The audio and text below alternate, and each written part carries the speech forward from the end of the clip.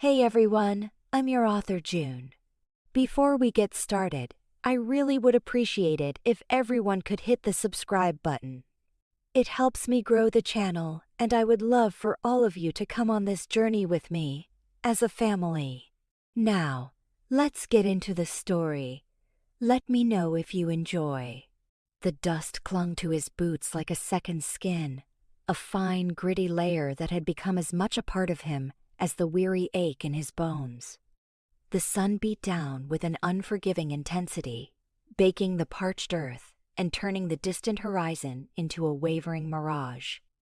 Elias Thorne, a drifter by trade and inclination, had ridden into Harmony Creek on the back of a prayer and the last of his rations. His horse, a gaunt, raw-boned mare named Mercy, moved with a resigned patience that mirrored his own. He was looking for fence work, any honest labor that would put food in his belly and a few coins in his pocket before the endless road called him onward. His past was a blurred landscape of hard knocks and silent departures, a life lived with the unspoken understanding that permanence was a luxury he couldn't afford. He was half broken, a relic of forgotten skirmishes and unhealed wounds, his spirit as cracked and weathered as the dry creek beds he often traversed. Harmony Creek wasn't much to look at. A smattering of clapboard buildings, a general store, a saloon, and a blacksmith shop, all baking under the same relentless sun. But as he rode past the dusty main street, a sign caught his eye. Fence work needed inquire at James Ranch. A flicker of something akin to hope, a sensation he rarely entertained, stirred within him. He followed the rough-hewn path that led out of town, the air growing quieter, the scent of parched grass and distant cattle replacing the faint odor of stale beer and horse manure. The James Ranch was, to put it mildly, struggling. The fences sagged like broken dreams, their barbed wire rusty and snarled. The paint on the small, sturdy farmhouse peeled in strips, and the barn, though solid, looked as if it hadn't seen a fresh coat of lime in years. A small, vibrant patch of green, an unexpected garden, stood near the house, a defiant splash of life against the encroaching desolation. As he reined Mercy in, a woman emerged from the house, her silhouette framed by the open doorway. She was taller than he expected, with a graceful but strong build, and her hair, the color of rich earth, was pulled back in a practical braid. He couldn't discern her features from this distance, but there was an unmistakable air of resilience about her, a quiet strength that emanated from her posture. She held a bucket in one hand, and two small figures, a boy and a girl, clung to her skirts. This, he surmised, must be Naomi James. The whispers in town had reached him, even in his brief stop at the saloon. A war widow, they said, her husband lost to the distant bloody fields of battle. Left alone with two young children and a ranch that was slowly slipping through her fingers. He was a half-broken cowboy. She was a war widow. They were both survivors, albeit of different kinds of wars. "You looking for work?" Her voice cut through the dusty air, clear and direct, with no hint of false sweetness or fragile despair. It was the voice of a woman who faced her challenges head-on. Elias dismounted, his movements economical, practiced. "Heard you might need a hand with some fence work." He kept his voice low, gravelly from disuse, his gaze steady. He was accustomed to suspicion, to questions about his past, to the subtle judgment that often accompanied his solitary existence. Naomi's gaze swept over him, assessing. She didn't linger on his worn clothes or the faint scar that arced over his left eyebrow. Her eyes, he noticed now, were the color of warm honey, intelligent and weary, but holding a spark of undeniable fortitude. "The fences are a mess. Been trying to patch them myself, but there's only so much time in a day. What's your rate?" He named a fair price, enough to cover his expenses and get him down the road. Got my own tools. I work steady. You got a name? She asked, her hands resting on her hips, her stance radiating a quiet authority that surprised him. Elias Thorne. She nodded slowly. All right, Elias Thorne. You can start in the morning. There's a bunk in the barn. I'll get you some supper.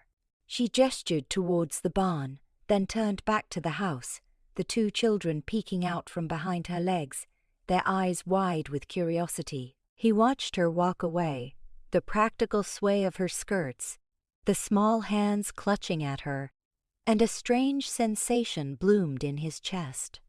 It wasn't pity he was past such frivolous emotions. It was a quiet recognition.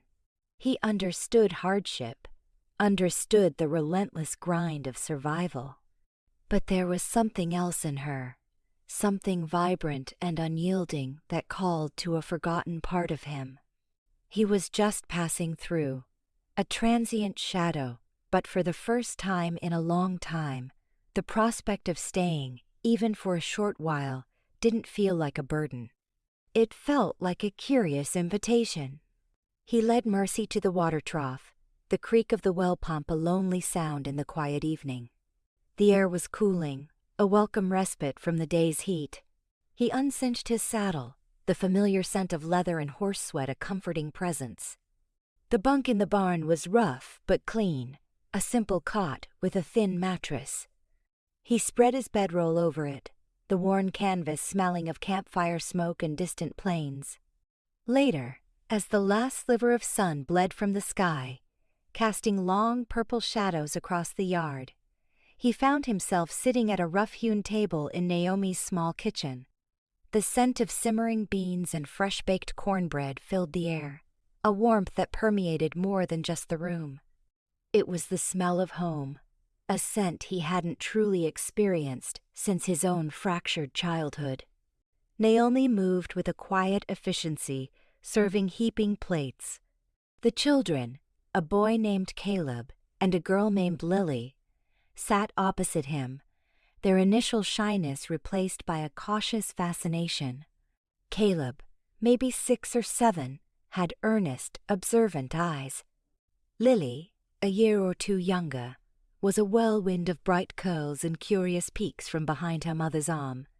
"This is Elias," Naomi said, her voice gentle as she introduced him. "He's going to help us fix the fences." Caleb nodded solemnly. "The fences are broken. Pa always fixed the fences." His voice was small, tinged with a child's quiet grief.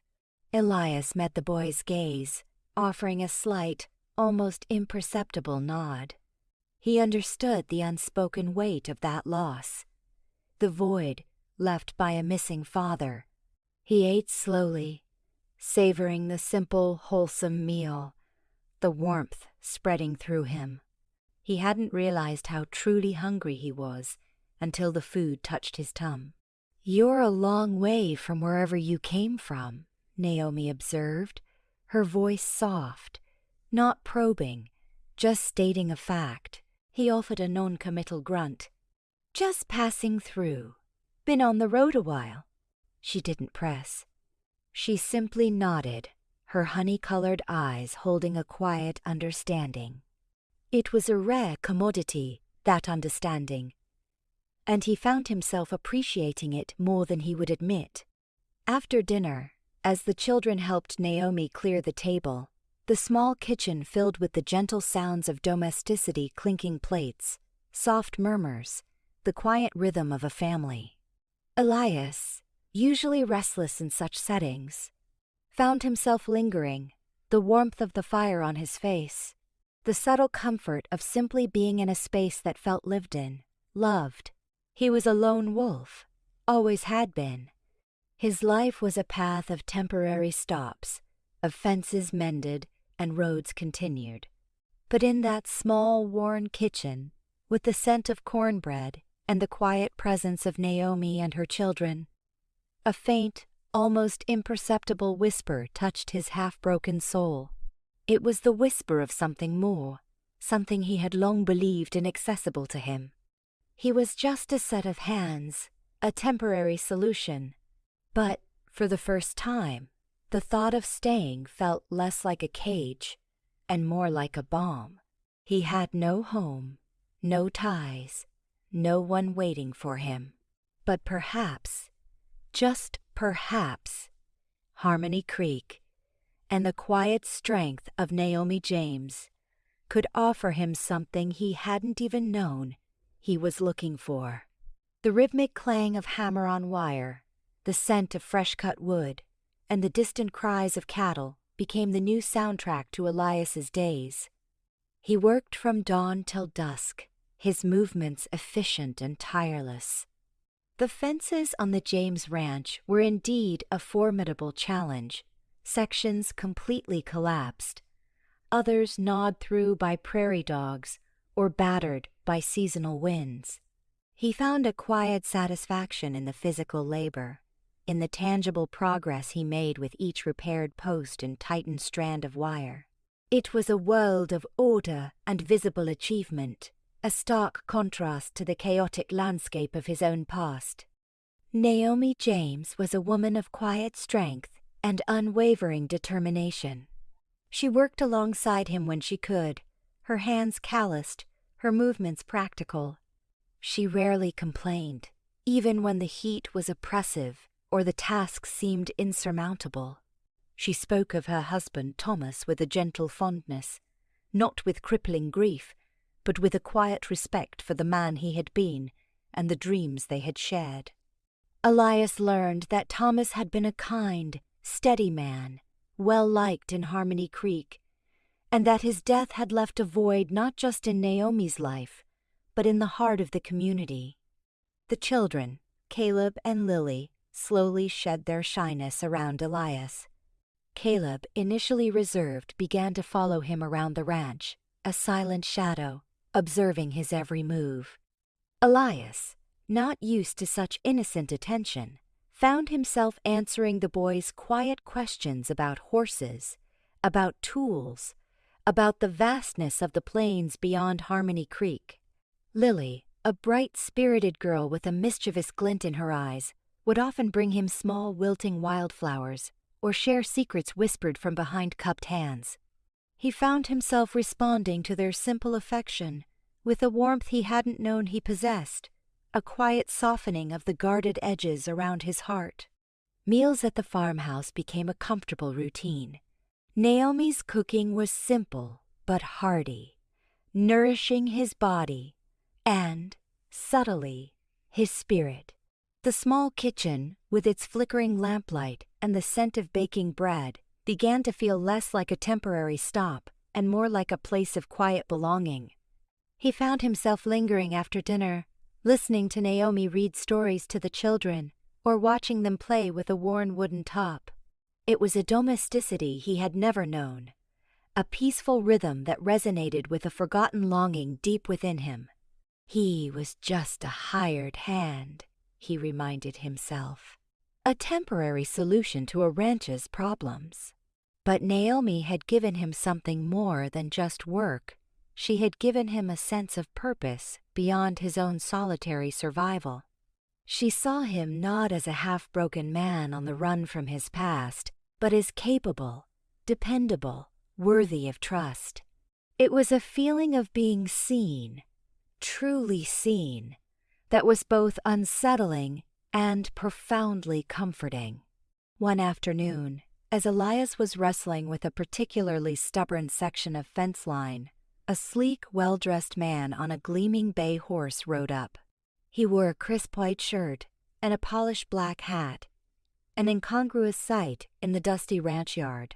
His eyes, the color of cold steel, quickly assessed Elias, then fixed on Naomi, who had stepped out onto the porch. "Mrs. James," the man announced, his voice smooth and oily. "Pleasant day, isn't it? Just checking in on our arrangements." Elias recognized him instantly from the whispers in town. Mr. Abernathy, the local banker. the man who held the strings of debt that choked so many of the struggling ranchers, and the man who, everyone knew, coveted Naomi's land. Naomi's expression tightened, but her voice remained level. "Mr. Abernathy, I'm quite busy today." "I see that," Abernathy said, his gaze flicking to Elias, a condescending smirk playing on his lips. "Hired help, then? Good to see you're taking your predicament seriously, Mrs. James. Though I must say, it seems a rather temporary solution to a very permanent problem." Elias's grip on the fence post tightened, a low thrum of anger stirring in his chest. He didn't like the way Abernathy looked at Naomi, the dismissive tone in his voice. "The payment is due on the 1st of next month, as agreed," Naomi stated, her voice holding a steely edge. "I'll have the money." Abernathy dismounted, taking a step closer, his smile widening into something predatory. "Now, Mrs. James, let's be realistic. This ratchet's a burden. 2 children. A widow it's a lot to handle. And the debts are piling up. I'm simply offering you a way out. A generous offer, I might add, for the land. I'd be willing to take it off your hands for a fair price, of course, before you sink any deeper." "This ranch was my husband's," Naomi said, her voice rising slightly. "And it's my children's inheritance. It's not for sale." "Everything has a price, Mrs. James." Abernathy purred, his voice dropping to a bow. Condescending whisper. "Especially when you're backed into a corner. Think of your children, Mrs. James. Do you want them to watch you struggle like this? To lose everything?" Elias had heard enough. He straightened up, his height imposing, his gaze piercing. He walked towards Abernathy, his steps deliberate, the dust puffing softly around his worn boots. "She said it's not for sale, mister. I believe that makes it clear." His voice was low, laced with a quiet menace that made Abernathy's smile falter. Abernathy's eyes, cold and calculating, met Elias's. He saw the scars on Elias's face, the hard-set jaw, the coiled tension in his broad shoulders. He recognized the look of a man who had seen too much, a man who wouldn't back down. "And who, precisely, are you, Cowboy, to interfere in private matters?" he sneered, though a flicker of unease crossed his features. "A set of hands," Elias replied, his voice devoid of emotion, "who happens to be working for Mrs. James. And I don't take kindly to men who prey on widows." Abernathy's face flushed. He opened his mouth to retort, but Elias's stare was unwavering, a silent warning. He hesitated, then, with a frustrated huff, turned and remounted his horse. "We'll see about that, Mrs. James. Time has a way of revealing the truth of things, and your time, I fear, is running out." With a sharp tug on the reins, he wheeled his horse around and galloped away, leaving a trail of dust in his wake. Naomi stood on the porch, her shoulders visibly slumping once Abernathy was out of sight. Elias walked over to her, his anger still a low simmer in his gut. "He's been doing that for months," Naomi said, her voice quiet, strained. "Pressuring me. He knows I'm barely keeping my head above water. Thomas took out a loan to expand the herd before the war, a big one. And then he never came home. The bank wants the land." Elias's gaze swept over the ranch, over the sagging fences he was trying to mend, over the small, determined garden, and then back to the weary strength in Naomi's honey-colored eyes. He saw the fierce protectiveness in her stance, the unyielding will to hold on to what was hers, what was her children's. His past was a tangled mess of broken trust and shattered loyalties. He had always been a man who walked away, who kept his distance, who never allowed himself to become truly invested in anything or anyone. But standing there, watching the worry etched on Naomi's face, feeling the quiet pulse of anger that Abernathy had ignited within him. Something shifted. A primal urge, unfamiliar yet undeniable, stirred within his chest. He had seen too much loss, too much injustice. He wouldn't stand by and watch this woman, this family, lose their home. He didn't need to ask if she needed a hero. He knew she didn't. She needed a partner, a bulwark against the forces that sought to strip her bare. And in that moment, Elias Thorne, the half-broken cowboy, realized that for the first time, he didn't want to ride away. He wanted to stay. He'd burn this town to the ground, he thought, before he'd let that snake Abernathy take her ranch. And the surprising intensity of that thought, the fierce protectiveness it ignited, startled him to his very core. He was no hero, but he knew how to fight, and he knew how to protect. The confrontation with Mr. Abernathy had injected a new urgency into Elias's work.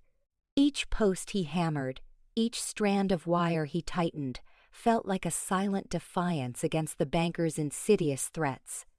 He worked with a fierce intensity, the low thrum of protectiveness in his chest a constant companion. He wasn't just mending fences anymore. He was shoring up the foundations of Naomi's fragile world. Naomi, for her part, seemed to draw strength from Elias's quiet resolve. She still carried the weight of her worries, but a subtle shift had occurred. A flicker of hope, or perhaps just a shared sense of defiance, began to shine in her honey-colored eyes.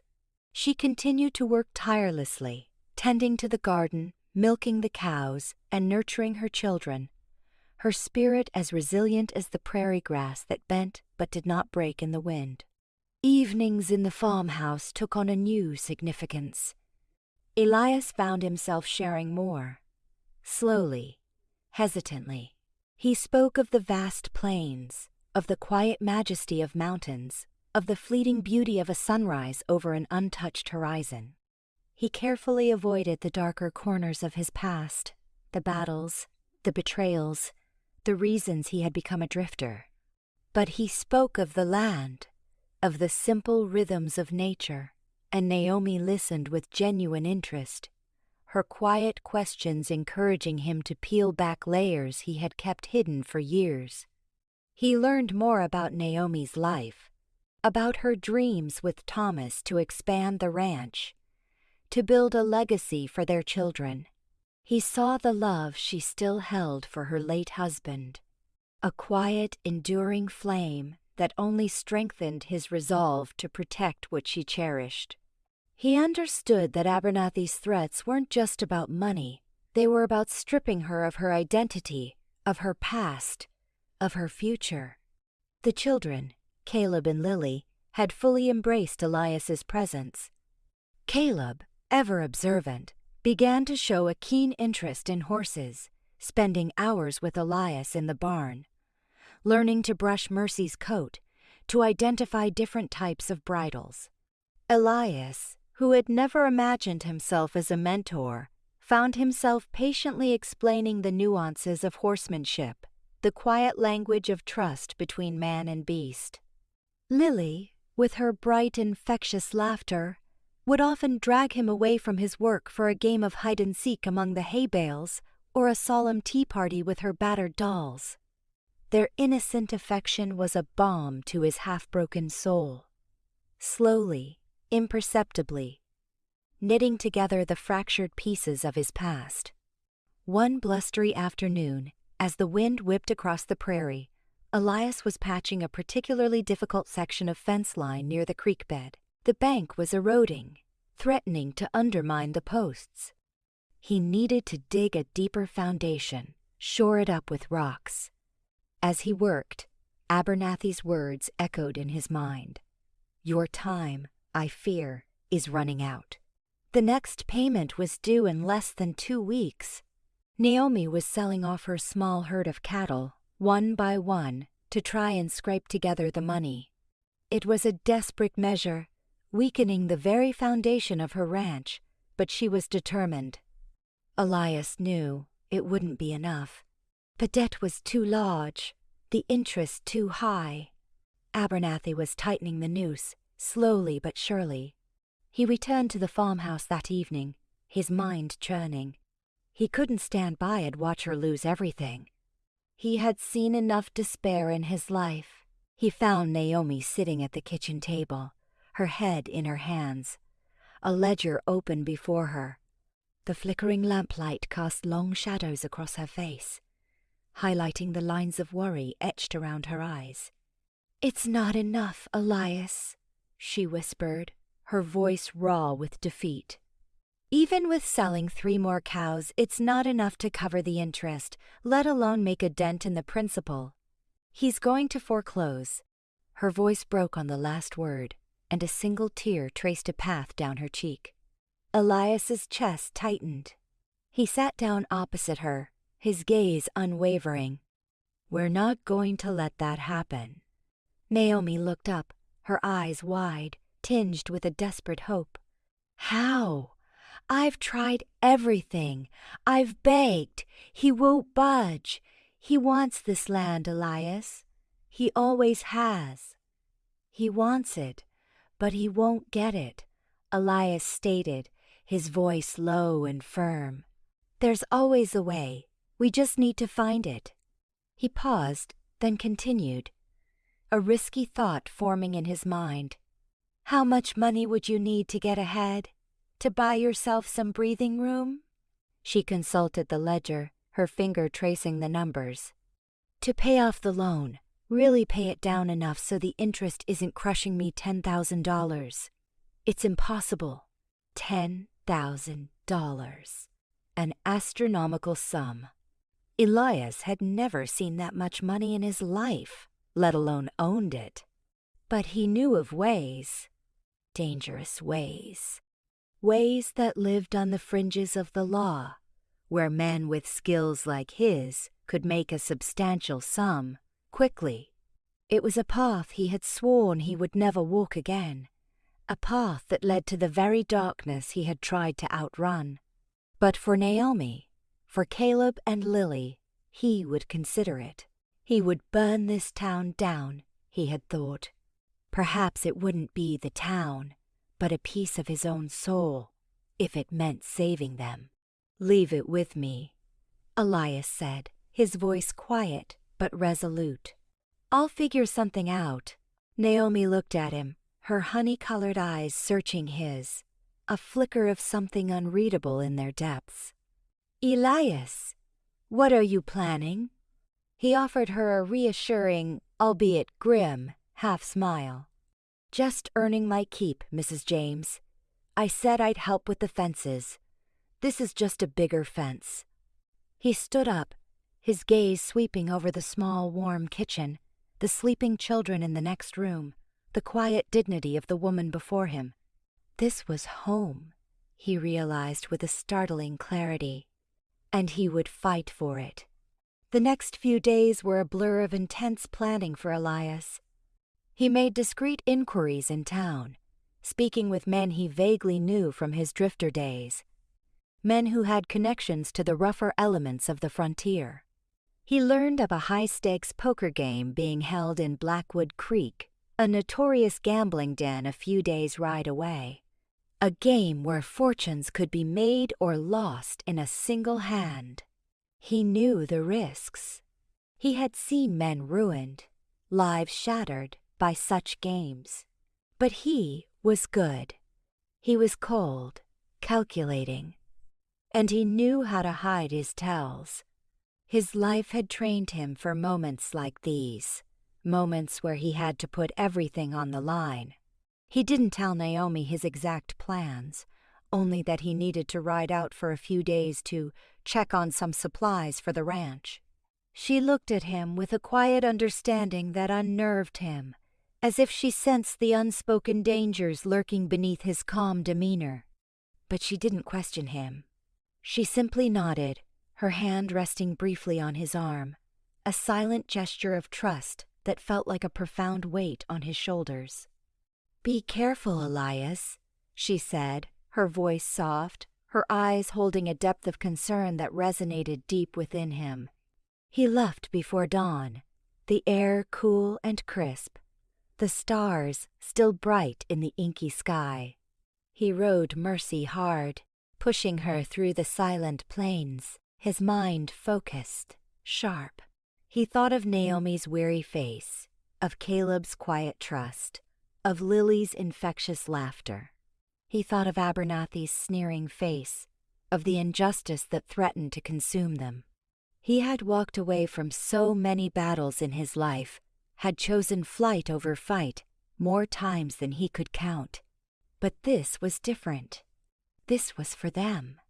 This was for a future he hadn't known he wanted, a home he hadn't known he needed. He was a half-broken cowboy, but he was fighting for something whole. And for the first time in a long time, the emptiness in his soul felt less like a void and more like a space waiting to be filled. The journey to Blackwood Creek was a solitary blur of dust and determination. Elias pushed Mercy hard, his mind a steel trap, every nerve ending alert to the dangers of the trail. The sun beat down, indifferent to his grim purpose, and the nights were cold and vast under a sky littered with indifferent stars.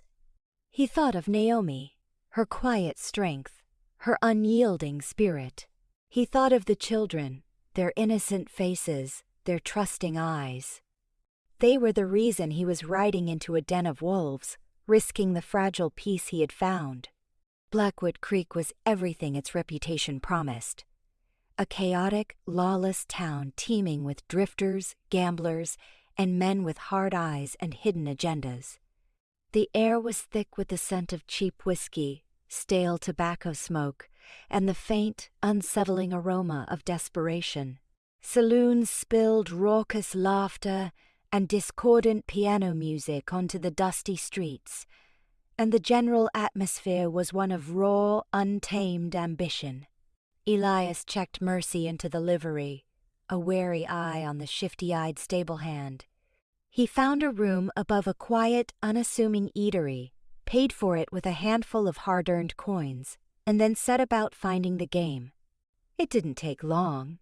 Whispers led him to the back room of the Silver Dollar Saloon, a place notorious for its high stakes and ruthless players. The air in the room was thick with cigar smoke and tension. The low murmur of voices, the clink of chips, and the occasional sharp crack of a dealt card filled the space. Elias surveyed the players, grizzled old-timers with weary eyes, flashy young gunslingers with too much bravado, and a few seasoned professionals who moved with an unnerving stillness. He picked out the man he needed to beat, a notorious gambler known as the Viper, a lean, hawk-faced man with eyes that missed nothing and a reputation for crushing opponents. Elias settled at an empty seat, his face a mask of calm indifference. He joined a game, starting with a small stack of chips, observing, learning the rhythm of the game, the tells of his opponents. He played conservatively at first, folding more often than not, allowing the others to believe he was just another hopeful fool. But beneath the surface, his mind was a whirlwind of calculations, probabilities, and careful observation. He had honed his poker face over years of keeping his emotions locked away, and now it was his greatest asset. Hours blurred into a haze of cards, chips, and silent battles of will. The stakes climbed steadily, the piles of chips in the center growing larger, more tantalizing. Elias played with an almost detached precision, his movements economical, his eyes revealing nothing. He won some hands, lost others, but slowly, meticulously, his stack grew. He was cold, utterly focused, allowing no emotion, no external thought, to break his concentration. He was not Elias Thorne, half-broken cowboy. He was a machine, designed for this specific, dangerous purpose. He found himself facing the Viper, head to head, the rest of the players having long since folded or been busted. The tension in the room was palpable, the only sound the quiet rustle of cards. The Viper, his hawk-like eyes gleaming, dealt the cards, his movements fluid and confident. Elias held his breath, his hand steady as he picked up his cards. His heart hammered a slow, heavy beat against his ribs, but his face remained impassive. It was a good hand, a very good hand. But the Viper was known for bluffing, for luring opponents into false confidence. The betting began. Slow and deliberate, then rising quickly, each man raising the stakes, pushing the other to the brink. Elias watched the Viper's eyes, the subtle flicker at the corner of his mouth, the almost imperceptible tensing of his jaw. He was bluffing. Or at least his hand wasn't as strong as he wanted Elias to believe. Elias pushed his entire stack of chips into the center, his voice a low, steady rumble. All in. A collective gasp went through the few remaining spectators. The Viper's eyes narrowed, a flicker of surprise, then suspicion crossing his face. He stared at Elias, trying to find a tell, a weakness, but Elias's face remained a blank slate. The Viper hesitated, then, with a frustrated grunt, threw his cards onto the table, face down. "Damn you, Cowboy, you got me." Elias felt a surge of relief, a sudden lightness in his chest. He didn't reveal his hand. He simply raked in the chips, the metallic clatter a sweet symphony to his ears. He had done it. He had the money. More than enough to save Naomi's ranch. He walked out of the Silver Dollar Saloon into the pre-dawn chill, the heavy weight of the money belt strapped to his waist a palpable reassurance. The stars were beginning to fade, replaced by the faint blush of approaching dawn. He felt a profound weariness settle over him, the adrenaline draining from his veins, leaving him hollowed out but triumphant. He had won. But the cost, he knew, was more than just the risk of losing. It was the return to the shadowy edges of his past, the unsettling familiarity of living by his wits and risking everything. He rode out of Blackwood Creek as the sun peeked over the horizon, casting long shadows behind him. He pushed Mercy hard, eager to put distance between himself and the chaos he had just left. He thought of Naomi, of her quiet strength, of her honey-colored eyes. He thought of Caleb and Lily, their trusting smiles. This money, this victory, was for them. It was for their home. He rode back into Harmony Creek 2 days later, exhausted, dusty, but with a profound sense of purpose. He found Naomi in the yard, hanging laundry, her movements weary. When she saw him, a flash of relief crossed her face, followed by a questioning gaze.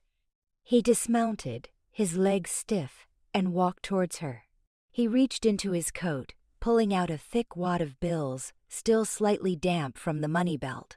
He placed it directly into her hand. Naomi gasped, her eyes widening as she saw the sheer volume of money. "Elias, what is this? Where'd?" "It's enough," he said, his voice rough with exhaustion but filled with a quiet triumph. "Enough to pay off the loan. Enough to keep the ranch. It's yours." Her fingers trembled as she held the money, her gaze fixed on him, a mixture of shock, disbelief, and a burgeoning gratitude in her eyes. "But how? Elias, you didn't." He met her gaze, his own eyes holding a weary resolve. He didn't need to explain the how, the what it had cost him to acquire it. She didn't need to know the darker corners of his past that he had briefly revisited. "It's clean," he said, anticipating her unspoken question. "Justy good fortune?" Naomi looked from the money to his face, her eyes searching his, seeing the exhaustion, the quiet intensity, the faint echo of the darkness he had navigated. She didn't press, didn't ask further questions. She simply nodded, a profound understanding passing between them, a silent acknowledgement of the unspoken sacrifice. Then, she did something that startled him to his core. She dropped the money onto the porch swing and reached out, pulling him into a tight embrace. Her arms went around his waist, her face pressed against his chest. He felt the soft give of her body, the warmth of her presence, the gentle scent of lavender and sunshine that clung to her. He, who had always kept his distance, who had always braced for loneliness, found himself returning her embrace, his arms going around her, holding her close. "Thank you, Elias," she whispered, her voice choked with emotion, her tears dampening his shirt. "You saved us. You truly saved us." He held her, the quiet weight of her gratitude, the profound comfort of her embrace, settling deep into his soul. He had fought battles in dusty plains, faced down angry men, and ridden through countless lonely nights. But this felt different. This was a victory that resonated not with the thrill of danger, but with the quiet, profound joy of belonging. He had come to Harmony Creek a half-broken cowboy, looking for fence work. He had found a home, laughter, and the feeling of being seen. And now, holding Naomi in his arms, he knew with absolute certainty that he wasn't just passing through anymore. He was staying. And the thought, instead of filling him with dread, filled him with a quiet, undeniable peace. The days following Elias's return from Blackwood Creek were imbued with a sense of quiet triumph. Naomi, her spirit visibly lighter, rode into Harmony Creek with a determined stride, the thick wad of money clutched in her hand. Elias, watching her from the ranch yard, knew the satisfaction she must feel as she walked into Mr. Abernathy's bank, her head held high. He imagined the banker's sneering face, the shock and frustration as Naomi laid the money on his polished desk, effectively snatching the ranch from his greedy grasp. Later that day, Naomi returned, her eyes shining with unshed tears, but this time, tears of profound relief. He was Fury who... She recounted, her voice still trembling slightly, a note of grim satisfaction in her tone. He tried to refuse it, tried to find a loophole, but I had a lawyer draw up the papers before I left. The ranch is safe, Elias. It's truly safe. Elias felt a quiet pride swell in his chest. He had paid a price, a piece of his old guarded self, but the reward, seeing the worry lines ease from Naomi's face, was immeasurable. The ranch was safe, and with it, the quiet life they were building, the sense of belonging he had found. Life on the James Ranch settled into a comfortable, almost idyllic rhythm. The repaired fences now stood strong and straight, a testament to Elias's tireless labor and a symbol of their newfound security. Naomi began to invest cautiously in the ranch, purchasing a few more cows, mending worn equipment, slowly, meticulously building back what had been lost. Elias continued to work, not as a hired hand anymore, but as an integral part of the family. He trained Caleb on the basics of ranching, teaching him how to handle a rope, how to talk to a horse, how to read the subtle signs of the land. Caleb, eager and observant, absorbed every lesson, his earnest eyes reflecting a burgeoning respect for Elias. Lily, ever the ray of sunshine, continued to fill the house with laughter, her small hand often finding Elias's for a fleeting squeeze or a shared secret. Evenings were spent on the porch, the air cooling, the cicadas chirping their nightly song. Naomi and Elias would sit side by side, sometimes in comfortable silence, sometimes talking late into the night. He found himself opening up further, sharing snippets of his past, carefully edited to omit the darker, more violent episodes, but revealing enough to paint a picture of a life lived on the edge, a life of constant movement, and guarded emotions. He spoke of his childhood, nomadic and harsh, of the loss that had set him adrift. Naomi listened with an open heart, her honey-colored eyes never judging, always understanding. She didn't try to fix him, didn't ask for details he wasn't ready to give. She simply accepted him, flaws and all, seeing the man beneath the hardened exterior. This unconditional acceptance was a balm to his soul, slowly, tenderly healing wounds he hadn't known could ever scar over. He realized that the feeling of being seen wasn't just about her noticing his efforts, but about her seeing his true self, the broken parts, and choosing to embrace them. The unspoken affection between Elias and Naomi grew, a delicate, precious thing that blossomed in the quiet moments. A lingering touch when their hands brushed over the dinner table, a shared smile over a child's antics, the way their gazes met across the yard, holding a warmth that needed no words. He found himself watching her as she moved around the ranch, her practical grace, the way the sun caught the rich earth tones of her hair. He felt a deep, abiding respect for her strength and something else, something tender and yearning, stirring within him. He, who had always kept his distance, now found himself longing for her presence, for the quiet comfort she brought to his restless heart. One evening, as the last light faded from the sky, they sat on the porch, the children asleep inside. The air was cool, carrying the scent of drying hay. Elias felt a profound sense of peace, a quiet contentment he had never known. "Elias," Naomi began, her voice soft, breaking the comfortable silence. I want to thank you again, for everything, not just for saving the ranch, but for staying, for being here." He turned to her, his gaze unwavering. "Wouldn't have it any other way." She looked at him, her honey-colored eyes searching his, a vulnerability in their depths that mirrored the one stirring in his own heart.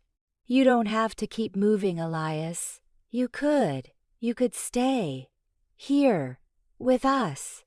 Her voice was a bare whisper, but the unspoken invitation hung in the air, heavy with meaning. His heart hammered in his chest, a frantic drum. Stay. The word had always been a terrifying concept, synonymous with entrapment, with inevitable loss. But now, spoken by Naomi, surrounded by the quiet hum of their home, it sounded like a promise, an offering of profound peace. He saw her, a woman of strength and kindness, her past scarred, like his, but her spirit whole and giving. He saw her children, their innocent faces, their trusting smiles. He saw the ranch, a symbol of resilience, a place where he had found a semblance of purpose. He reached out, his calloused hand gently cupping her cheek. Her skin was soft, warm beneath his touch. "Naomi," he began, his voice rough, thick with emotion. I was a half-broken cowboy, just passing through. I never thought I'd find a home." Her eyes filled with a quiet understanding, a profound empathy that bypassed all words. "You were never broken, Elias, just waiting to be seen, and you have a home here, with us, if you want it." He leaned in, his gaze fixed on her honey-colored eyes, seeing not pity, but acceptance, love, and a future he had only dared to dream of. "I want it," he whispered, his voice raw. His lips met hers then, a tentative, almost reverent touch. It wasn't a fierce, passionate kiss, but a gentle melding of two scarred souls, a silent promise of new beginnings. It was a kiss of healing, of homecoming, of two people finding solace and completeness in each other. He had come to Harmony Creek half-starved, looking for fence work. He had found a war widow who didn't need a hero, just a set of hands. But she had given him everything. A home, laughter, and the feeling of being seen. And in her unwavering acceptance, he had found his own healing, his own completeness. He was no longer a half-broken cowboy. He was home, and he would stay. The morning after that quiet, transformative kiss on the porch was unlike any Elias had ever experienced. The sun rose, painting the sky in soft hues of rose and gold. But it felt different, imbued with a new promise. There was an unspoken understanding between him and Naomi, a gentle shift in the air, a silent acknowledgement of the threshold they had crossed. He still moved with his characteristic quiet efficiency, but there was a lightness in his step, a subtle smile playing on his lips that had rarely been seen before. Naomi, too, carried herself with a renewed sense of purpose, her honey-colored eyes holding a gentle warmth that extended to him. The children, oblivious to the deeper nuances of adult affection, simply reveled in the pervasive sense of peace and joy that now permeated their home. Caleb, with his boundless curiosity, peppered Elias with questions about constellations during their morning chores, and Lily, with her infectious giggles, insisted on helping him feed the chickens, scattering more pollen than they actually ate. The news of Elias and Naomi's deepening connection, though not yet publicly announced, began to subtly ripple through Harmony Creek. Their relationship had evolved from that of employer and hired hand to something undeniably more profound, a silent testament to Elias's unwavering presence and Naomi's quiet strength. While most of the town welcomed the stability this union promised for Naomi and her children, one individual, Mr. Abernathy, viewed it with cold disdain. Abernathy had not forgotten the humiliation of Naomi paying off her debt. He was a man driven by avarice and a deep-seated belief in his own superiority. The James Ranch, with its fertile land and strategic location, was a prize he still coveted. Elias's sudden appearance and seemingly endless supply of funds, while initially perplexing, quickly became a source of simmering resentment for the banker. He made discreet inquiries about Elias's past, scratching at the surface of the drifter's shadowy history, hoping to unearth something that could be used to discredit him and, by extension, destabilize Naomi. Elias, for his part, was acutely aware of Abernathy's lingering presence, a malevolent shadow on the periphery of their hard-won peace. He saw the banker's cold stare in town, felt the weight of his unspoken judgment. He knew Abernathy wouldn't give up easily. He was a shark, always circling, waiting for weakness. One afternoon, as Elias was helping Naomi mend a broken wheel on the old buckboard, Caleb rushed up, his small face flushed with excitement. "Mr. Peterson said the new schoolhouse will be finished by winter, and he said you're helping with the lumber, Elias." Elias exchanged a glance with Naomi, a subtle smile on his lips. The town had indeed rallied to build a new schoolhouse, a communal project that symbolized their shared hope for the future. He had volunteered his skills, working alongside other townsfolk, pouring his quiet strength into the collective effort. It was another step in his journey of finding a place, of putting down roots in a community that was slowly, tentatively accepting him. "That's wonderful, Caleb," Naomi said, her voice warm. "It means you and Lily will have a much better place to learn." Later that week, as Elias worked at the schoolhouse construction site, the community gathered for a town meeting. The topic: funding for a new well, crucial for the growing population. Elias observed from the fringes, his usual position, but found himself listening with a deeper interest. He was no longer just a transient observer, he was a participant, his future intertwined with the future of Harmony Creek. Mr. Abernathy, predictably, dominated the meeting, his smooth voice weaving a web of financial complexity and subtle manipulation. He proposed a high-interest loan from his bank, positioning himself as the town's indispensable benefactor. Elias felt a familiar thrum of anger in his gut. The banker's generosity always came with a steep price, a hidden hook. As the meeting concluded, Abernathy approached Elias, a thinly veiled sneer on his face. "Enjoying playing the upstanding citizen, Cowboy? Town life suit you better than dodging bullets and running from your past?" Elias's jaw tightened. "My past is my own." "Indeed," Abernathy purred, his eyes glinting with malice. "But some pasts have a way of catching up to people, especially when they try to settle down and pretend they're something they're not. A man with your talents tends to leave a trail, Mr. Thorne, and trails can be followed."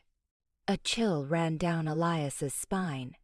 Abernathy had clearly been digging, perhaps paying informants along the old trails.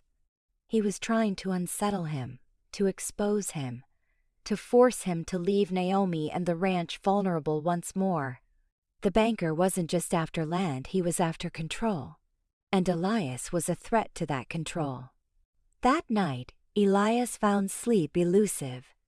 Abernathy's words had stirred up old ghosts, the specters of his past. He had indeed left a trail, a convoluted path of aliases and temporary jobs, always staying one step ahead of the shadows that pursued him. He had been a courier during a particularly brutal skirmish, carrying sensitive information, and had inadvertently stumbled upon a deeper conspiracy, making him a dangerous witness. He had spent years running from vengeful, powerful men who wanted to silence him. He had believed he had outrun them, that his past was finally a distant echo. But Abernathy's words, laced with chilling certainty, suggested otherwise. He lay awake, the image of Naomi's peaceful face, of Caleb and Lily's trusting smiles, burning in his mind. He had finally found a home, a purpose, a future. He wouldn't let his past destroy it. He wouldn't let Abernathy win. He decided he would confront Abernathy, but not with violence. Not yet. He would face the threat head-on, protect Naomi and the children without drawing them into the darkness he had so carefully tried to wall off. The next morning, Elias rode into town, his resolve a hard knot in his gut. He walked directly to Abernathy's bank, his boots echoing ominously on the wooden floor. The banker, surprised by his presence, looked up from his ledger, a flicker of apprehension in his eyes. "We need to talk, Abernathy," Elias stated, his voice low and steady. Abernathy's usual smirk returned. "About what, Cowboy? Your dubious origins? Or perhaps the fact that your past is about to become Harmony Creek's favorite gossip?" "About your attempts to stir up trouble," Elias replied, his gaze unwavering. "And about the fact that you will fail." Abernathy leaned back in his chair, a condescending sneer on his face. "I simply believe in transparency, Mr. Thorne. And the people of Harmony Creek deserve to know who they are truly letting into their lives. A man with a violent past, a man who has run from more than just debt. Well, that's hardly the picture of an upstanding citizen, is it?" "My past is my own," Elias repeated, his voice laced with a dangerous calm. "And it will not harm Naomi or her children. If you pursue this, Abernathy, if you spread rumors or bring anyone to her door, I promise you, you will regret it. I will protect her, at any cost." Abernathy scoffed, but a flicker of fear danced in his eyes. He recognized the raw, untamed danger in Elias's voice, the genuine threat behind his words. "Are you threatening me, Cowboy?" Consider it a guarantee, Elias said, his voice dropping to a low growl. I've walked away from many fights in my life, but I won't walk away from this one, not when it concerns Naomi and her family. He turned and walked out of the bank, leaving Abernathy simmering in his own greed and frustration. Elias knew the threat was real. Abernathy wouldn't stop. He would use every dirty trick in his arsenal to try and break them. But Elias was no longer running. He was staying. He was fighting. And for the first time, he was fighting not just for his own survival, but for the unwavering love that had finally given his half-broken soul a whole and undeniable home. The battle was far from over, but he had found something worth fighting for, something he would protect with every fiber of his being. The veiled threat from Mr. Abernathy hung in the air like a storm cloud, a constant low hum of unease beneath the peaceful surface of Elias's days. He maintained his outward calm, but his senses were heightened, his vigilance sharpened. He watched the dusty roads leading into Harmony Creek, noted every stranger, listened to every whisper. He was no longer just mending fences. He was building an invisible wall around the James Ranch, a bulwark of protection against the darkness he knew Abernathy would inevitably unleash. Naomi, though unaware of the specific details of Abernathy's subtle machinations, sensed the renewed tension in Elias. Her honey-colored eyes held a quiet concern, and she often reached out, her hand resting gently on his arm, a silent offering of support and trust. Their unspoken affection had deepened into a profound connection, a seamless intertwining of their lives that defied all external pressures. He found immense solace in her presence, in the simple joy of their shared laughter, in the comforting rhythm of their days. The children, Caleb and Lily, continued to thrive. Caleb, now a sturdy young boy, was becoming Elias's shadow, eager to learn every skill, absorbing knowledge about the land, the animals, and the quiet lessons of resilience. Lily, with her bright curls and infectious spirit, filled the farmhouse with warmth and innocent wonder. Their unwavering trust in Elias was a powerful motivator, a constant reminder of what he was fighting to protect. One afternoon, a stranger rode into Harmony Creek. He was a lean, hard-faced man, his eyes sharp and devoid of warmth. He wore a dark, dusty duster even in the heat, and carried himself with an air of lethal efficiency. Elias saw him first, from the edge of the ranch, and a cold dread settled in his gut. This was no ordinary drifter. This was the kind of man who followed trails, the kind of man Elias had spent years trying to outrun. He watched the stranger ride directly to Abernathy's bank. The pieces clicked into place. Abernathy hadn't been bluffing. He had gone to his past contacts, likely those powerful, vengeful men Elias had inadvertently crossed years ago. Men who wouldn't forget a slight. The banker wasn't just trying to shame him, he was bringing the wolves to their doorstep. Elias walked into the farmhouse, his face grim. Naomi looked up, her expression immediately recognizing the shift in his demeanor. "What is it, Elias?" she asked, her voice soft with concern. "A man rode into town," he stated, his voice low. "He went to Abernathy's bank. He's looking for me. From my past." He met her gaze, his eyes holding a depth of grim resolve. "I need to tell you everything, Naomi, everything I've held back." He sat her down, and in the quiet of the farmhouse, with the children playing obliviously outside, he laid bare the dark corners of his life. He spoke of his time as a courier during the war, of the sensitive information he had carried, of witnessing a treacherous plot involving high-ranking officials and powerful, unscrupulous industrialists. He explained how he had inadvertently become a witness, a loose end they needed to tie up. He spoke of the years of running, of aliases and temporary hiding places, of the constant vigilance that had shaped him into the guarded, solitary man he had been. Naomi listened in silence, her face pale, but her eyes never wavering, never judging. When he finished, the silence in the room was heavy, filled with the weight of unspoken dangers. "So, Abernathy, he's bringing them here?" she finally whispered, her voice barely audible. Elias nodded. "He's trying to drive me out, to expose me, to make me leave. He probably thinks I'll run and leave you vulnerable again." He reached for her hand, his calloused fingers wrapping around hers, a silent promise. "But I won't, not this time. I swore I'd protect you, and I will." Naomi looked at him, her honey-colored eyes filled with a complex mixture of fear, sorrow, and a profound, unwavering trust.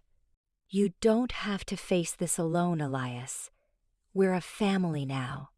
We'll face it together." Her words were a balm to his soul, a powerful affirmation of the home he had found. He had spent years running alone, shouldering his burdens in solitary silence. But now he had a partner, a family, a reason to stand and fight. They decided on a course of action. Elias would confront the man, Silas, in town, drawing him away from the ranch, away from the children. Naomi, with the help of Caleb and Lily, would prepare the ranch, gather essentials, and be ready to flee if necessary. It was a desperate plan, but their only option. The next morning, Elias rode into Harmony Creek, leaving Naomi with a lingering kiss and a promise in his eyes. He found Silas sitting in the saloon, a glass of whiskey in front of him, his cold eyes scanning the room. Elias walked directly to him, his presence radiating a quiet challenge. Silas's eyes fixed on Elias, a flicker of recognition, then a cold smile. "Well, well, Elias Thorne. I heard you'd finally stopped running. Thought you were long dead." His voice was a low rasp, filled with a predatory amusement. "You heard wrong," Elias replied, his voice steady. "What do you want, Silas?" "Just to finish what was started," Silas said, rising from his chair, his hand hovering over the pistol at his hip. "You saw too much, Thorne. You were a loose end. And loose ends get tied up." "I'm not going anywhere," Elias stated, his hand resting casually on the butt of his own revolver, the familiar weight a cold comfort. "And you're not going to touch my family." Silas chuckled, a dry, humorless sound. "Family? You? The lone wolf suddenly has a pack? How touching. Don't worry, Cowboy. We'll make sure they don't get in the way. After all, collateral damage is sometimes unavoidable." A red mist descended over Elias's vision. The threat to Naomi, to Caleb and Lily, was a line he would not allow to be crossed. He wouldn't run. He wouldn't back down. He would defend them with his last breath. "You leave them out of this," Elias growled, his voice a low, dangerous rumble that silenced the murmurs in the saloon. Silas's smile vanished, replaced by a cold, calculating gaze. "This ends here, Thorne, one way or another." The air in the saloon crackled with tension. The other patrons, sensing the imminent confrontation, slowly backed away, clearing a wide space around the two men. Elias knew this was it. The past, finally, had caught up to him. But this time, he wasn't running. He was standing his ground, fighting for a future he had finally found. Suddenly, the saloon doors burst open, and Sheriff Brody, a burly man with a weathered face and an honest gaze, strode in, his hand on his own sidearm. "All right, boys, what's all this ruckus?" Silas, I thought you were just passing through. Silas snarled. This doesn't concern you, Sheriff. This is private business. When it happens in my town, it concerns me, Brody retorted, his eyes narrowed. Elias Thorne is a good man. He's put down roots here. Whatever score you think you have with him, you'll settle it outside the law. And that means out of Harmony Creek. Or you'll settle it with me. Elias felt a surge of surprise, then a quiet sense of gratitude. Brody, a man of integrity, was unknowingly stepping into a dangerous game. Silas hesitated, his gaze flickering between Elias and the sheriff. He knew the sheriff was respected, and bringing him into this confrontation would complicate matters. Draw unwanted attention. He couldn't risk a full-blown shootout in the middle of town. Not yet. This isn't over, Thorne. Silas snarled, his eyes burning with cold fury. You can't run forever, and you can't hide a past like yours. He turned and strode out of the saloon, his departure as abrupt as his arrival. The tension in the room slowly dissipated, replaced by a collective sigh of relief. Sheriff Brody turned to Elias, his expression grim. He's not wrong, Elias. He's a dangerous man, and he seemed to know you. What's going on? Elias looked at the sheriff, then at the nervous faces of the townspeople who had witnessed the confrontation. He knew he had to be honest. The past he had hidden for so long, the dark secrets he had carried, could no longer remain buried. For Naomi's sake, for the sake of the home he had found, he had to face it head-on, in the light of day. He took a deep breath, preparing to lay bare the fractured doll, pieces of his past. Knowing that honesty, however painful, was the only path forward. He was no longer running, and that meant facing the truth, even if it meant risking everything he had finally found. The confession hung in the air of Sheriff Brody's office, heavy and thick with the weight of years of unspoken secrets. Elias spoke with a quiet solemnity, laying bare the true extent of his past. The covert courier missions during the war, the incriminating documents he had stumbled upon, the treacherous conspiracy involving powerful industrialists and corrupt officials, and the subsequent years spent as a phantom, always on the run from the shadowy organization determined to silence him. Sheriff Brody listened intently, his weathered face grim, his eyes unwavering. When Elias finished, the silence in the small office was profound, broken only by the rhythmic tick of an old clock. Sheriff Brody leaned back in his creaking chair, his gaze fixed on Elias. "That's quite a story, Elias," Brody finally said, his voice low. "And a dangerous one. These officials you speak of, they're not just local thugs, are they?" Elias shook his head. "They have long reach, Sheriff. Powerful connections. They don't forgive, and they don't forget. Silas is just one of their enforcers."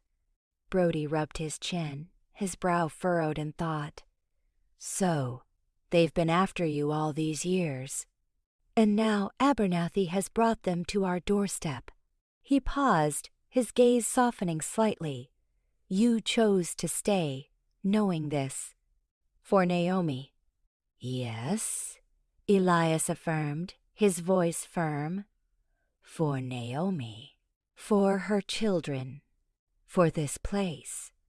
I'm not running anymore." Sheriff Brody nodded slowly. "Good. Because Harmony Creek isn't the kind of place that gives up its own. Not when one of them is being preyed upon. Especially not when that man has proven his worth and done right by a wool widow." He then laid out a plan. They couldn't fight an organization with unlimited resources head-on, but they could outwit them. They could use Harmony Creek's tight-knit community. its knowledge of the land, and its unwavering loyalty to their advantage. They would make Harmony Creek a fortress, a place where Elias could finally stand his ground, surrounded by those who believed in him. Word of Elias's true past, filtered through Brody's steady hand, spread through Harmony Creek. There was shock, of course, and initial apprehension, but the townspeople, having witnessed Elias's quiet strength, his tireless work for Naomi and the community, and his unwavering integrity, chose to stand by him. They understood what it meant to fight for what was right, to protect their own. Abernathy's attempts to sow discord and fear backfired, only strengthening the town's resolve to protect one of their own. Naomi was a constant source of strength. Her acceptance of his past, her unwavering trust, was a balm to his soul. She held his hand, her touch a constant reminder that he was no longer alone. Caleb and Lily, though too young to fully grasp the gravity of the situation, sensed the quiet determination in the adults, and their own trust in Elias remained unshaken. Over the next few weeks, Harmony Creek prepared. The ranchers organized patrols, their eyes sharp, their rifles loaded. The women formed a communication network, ready to spread an alarm at a moment's notice. The blacksmith sharpened tools, the general store stocked extra provisions, and the old well was finally repaired, thanks to collective effort, a symbol of their unity. It was a ball, subtle transformation, turning a peaceful farming community into a vigilant, silent bulwark. Elias trained them, sharing his knowledge of tactics, of tracking, of how to move unseen through the landscape. He taught them how to set up ambushes, how to secure their homes, how to read the subtle signs of danger. He was no longer just a fence mender. He was their protector, their silent guardian. Abernathy, increasingly frustrated, sensing his leverage slipping away, made a desperate move. He sent a coded message, calling in more enforcers, a larger, more formidable group of Silas's ilk. Ilara had warned them about this. His need for control, his avarice, would blind him to the danger of escalating the conflict. One cold, windswept morning, a rider from an outlying ranch galloped into town, screaming, "They're coming! A whole posse!" Led by Silas, and they're heavily armed. The alarm spread through Harmony Creek like wildfire. The town mobilized. Women and children were ushered into the sturdy, fortified schoolhouse, provisions brought in, doors barred. The men took up defensive positions, hidden among the buildings, along the creek bed, and within the dense thickets bordering the ranch. Elias stood with Riven and Cal. Brody, overlooking the main road leading into town, their faces grim but resolute. "They're coming for me," Elias stated, his voice steady. "But they'll have to go through all of us." Naomi, having settled the children, came to stand beside Elias, her hand sliding into his. Her honey-colored eyes met his, unwavering. "We're with you, Elias. To the end." He squeezed her hand, a profound sense of peace settling over him despite the imminent danger. He had faced Keltwa's battles alone, but this time he was not.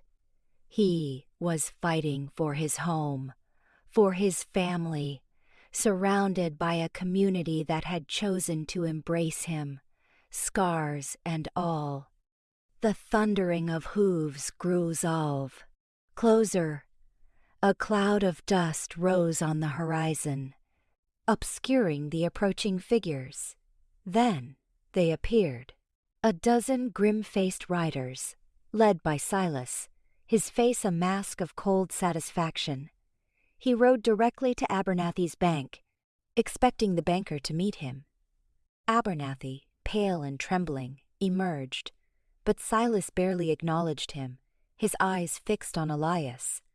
"Elias Thorne," Silas's voice boomed across the silent town. Come out. Face your past.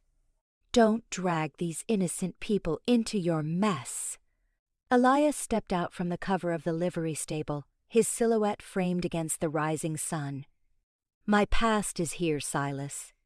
And so is my future. You'll find no easy prey here. Silas snarled, drawing his revolver. Then you'll die here, Thorn. And your little family with you. But before Silas could issue another command, Sheriff Brody stepped out from behind the general store, his own revolver drawn. You won't touch anyone in Harmony Creek, Silas. Not while I'm sheriff. Suddenly, the windows of the saloon, the general store, and the houses lining the street revealed glinting rifle barrels. The ranch hands and townsmen, hidden in plain sight, aimed their weapons. From the dense thicket by the creek, more rifles appeared, and from the barns at the edge of town, the glint of more steel. Silas's eyes widened, realizing he had ridden into a well-prepared ambush. He was outnumbered, surrounded, and outmaneuvered. Stand down, Silas, Brody commanded, his voice sharp and clear. You're surrounded. Lay down your arms and surrender. Silas hesitated, his gaze sweeping over the armed townsfolk, then fixed on Elias. He saw the unwavering resolve in Elias's eyes, the quiet strength that radiated from him, the absolute refusal to back down. He saw the town, united, ready to fight for one of their own. He had underestimated them. He had underestimated Elias. With a furious curse, Silas slowly lowered his revolver, his face contorted with rage. His men, seeing their leader's defeat, reluctantly followed suit. The standoff was over. The powerful organization that had hunted Elias for years had finally been thwarted, not by a single man, but by the unwavering strength of a community that had chosen to stand for what was right. Sheriff Brody disarmed Silas and his men, ordering them to be taken to the jail. Abernathy, pale and trembling, was led away in handcuffs, his schemes finally exposed, his greed leading to his ruin. The immediate threat had passed, but the air in Harmony Creek was still thick with the lingering tension of battle. Elias turned to Naomi, pulling her into a tight embrace. He felt her trembling, the immense relief washing over them both. It's over, he whispered, his voice rough with emotion. We're safe. Naomi clung to him, her face pressed against his chest. I knew you wouldn't run, Elias. I knew you would stay. He held her, feeling the warmth of her body, the familiar scent of lavender and sunshine. He had been a half-broken cowboy, always running from the shadows of his past. But in Harmony Creek, he had found something more precious than freedom.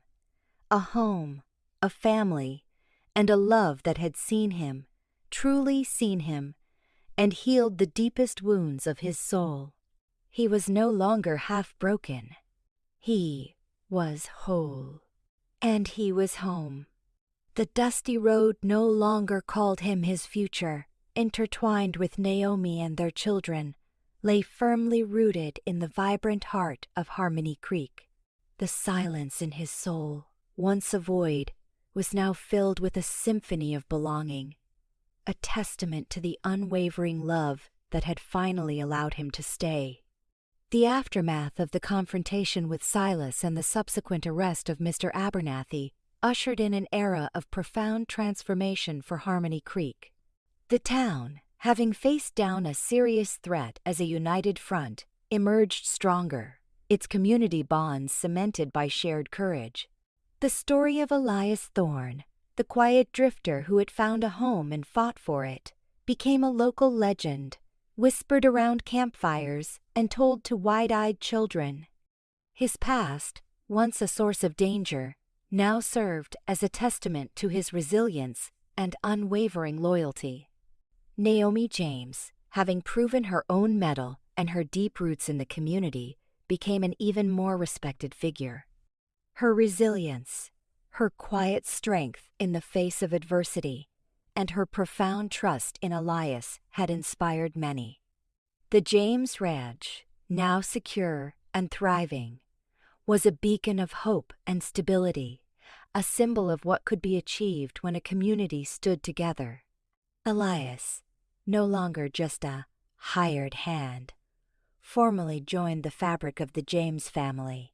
He built a new, larger porch on the farmhouse, a place where they could sit together on warm evenings, watching the stars. He taught Caleb more about horses, the boy's passion for them growing daily, and he spent countless hours playing with Lily, her laughter a constant source of joy that echoed through the ranch. The roles of husband and father, once unimaginable for him, fit him with an ease that surprised even himself. His half-broken soul was fully mended, filled with the warmth of love and the profound sense of belonging. The relationship between Elias and Naomi deepened into a profound, comfortable partnership. Their love wasn't a tempestuous fire, but a steady, glowing hearth, warming their lives and illuminating their path. They shared quiet moments, unspoken understandings, and the deep, unwavering trust that had been forged in the crucible of shared challenges. Naomi, with her perceptive heart, continued to see past the rugged exterior, cherishing the quiet strength and profound loyalty that defined the man she loved. Elias, in turn, found himself increasingly open, sharing fragments of his thoughts and feelings that he had once kept locked away, knowing they would be met with understanding and acceptance. One warm spring evening, as the sun dipped below the horizon, painting the sky in fiery hues of orange and purple, Elias and Naomi sat on their new porch swing, the children asleep inside. The air was soft, filled with the scent of blooming wildflowers and the distant chirping of crickets. "It feels like a lifetime ago," Naomi mused, her voice soft, leaning her head on his shoulder, "that I first saw you ride up, just a stranger, looking for fence work." Elias chuckled, a low, rumbling sound. "I was just passing through, had no idea I was riding into my future." He reached for her hand, intertwining their fingers. "I thought I was just a half-broken cowboy, always meant to be on the move. But you showed me what it meant to stay, what it meant to be whole." Naomi smiled, pressing a gentle kiss to his cheek. "You were never half-broken, Elias, just searching. And you found your place here. With us, you built more than just fences, you built a home." He held her close, feeling the steady beat of her heart against his, the familiar scent of lavender and sunshine. The silence between them was not empty, but full, rich with shared history, with unspoken affection, with a future they were building together. He had found a refuge in Harmony Creek, a place where his past didn't define him, where his scars were understood, not judged. He had found a family, a purpose, and a love that had anchored his restless spirit. The world outside Harmony Creek continued its unpredictable spin. Distant echoes of political unrest and societal shifts occasionally reached them, reminders that peace was a fragile, hard-won commodity. But within the borders of their beloved town, and especially within the heart of the James Ranch, a profound stability had taken root. Years turned into a comfortable progression. Caleb grew into a capable young man, eventually taking over the management of the ranch, his quiet competence a mirror of Elias's own. Lily, with her vibrant spirit, found her calling in teaching, her laughter filling the new schoolhouse with joy. Elias and Naomi watched them, their hearts full, knowing they had built a legacy not just of land, but of love and resilience. Their grandchildren, small bundles of boundless energy, would often climb onto Elias's lap, their trusting eyes looking up at the grizzled but kind-faced man, listening to his stories of the wild plains and the challenges he had faced. He would tell them tales of courage and perseverance, of the strength found in unexpected places, and of the unwavering love that had rooted him to this land. He would speak of their grandmother Naomi, her bravery, her quiet determination, and how she had asked him to stay. And as he looked at the thriving ranch, the bustling town, and the faces of his beloved family, Elias knew, with an absolute certainty that filled every fiber of his being, that he was exactly where he was meant to be. He had come to Harmony Creek a half-starved cowboy, looking for fence work. He had found a wool widow who didn't need a hero, just a set of hands. But what she had given him was a home, laughter, and the feeling of being seen. He had realized he'd burn this town to the ground before he'd let her lose it all. But in the end, no fires were needed. Only the quiet, enduring strength of love, trust, and the profound realization that home wasn't a place you rode away from, but a place you finally chose to stay. His journey, once defined by movement, was now a quiet testament to the boundless peace of permanence. The half-broken cowboy had found his whole. The sun, a fiery orb in the endless canvas of the western sky, cast long purple shadows across the familiar landscape of the James Ranch. Years had woven themselves into decades since Elias Thorne had first ridden into Harmony Creek, a dust-covered stranger seeking nothing more than a day's wages. Now, his silver-streaked hair matched the gentle sheen of Naomi's, a testament to the passage of time and the enduring strength of their bond. Their love, a quiet, unwavering current beneath the surface of their busy lives, had become the bedrock of their existence, deepening with each shared sunrise and every whispered confidence. Their children, Caleb and Lily, had long since stepped into their own prominent roles within the community. Caleb, mirroring Elias's quiet strength and Naomi's steadfast nature, had taken the reins of the James Ranch, expanding its reach and reputation with shrewd decisions and tireless effort. He was a natural leader, respected by his peers and adored by his family. Lily, with her bright, compassionate spirit, had indeed found her calling as the beloved schoolmistress of Harmony Creek. Her laughter, a melodic echo of her childhood, filled the new schoolhouse, shaping young minds with wisdom and kindness. She had married Thomas "Tom" Brody, the upright son of Sheriff Brody, weaving the families of Elias and Naomi into the broader, respected tapestry of the town's founding members. Elias and Naomi, though no longer burdened by the daily rigors of ranch work, remained deeply connected to the land and to each other. Their days were filled with the gentle rhythms of their shared life.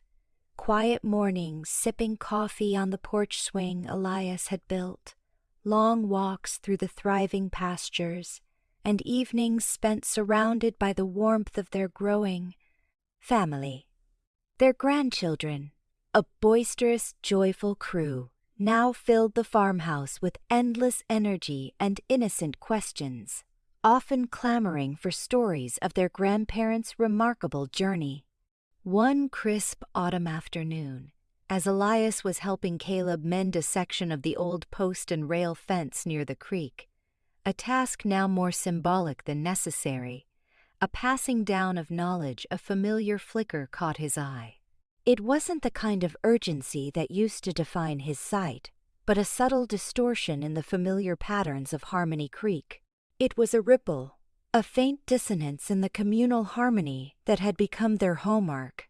He saw glimpses of discontent, whispers of old grievances, and a growing schism threatening the unity forged in the face of Abernathy's greed and Silas's malice.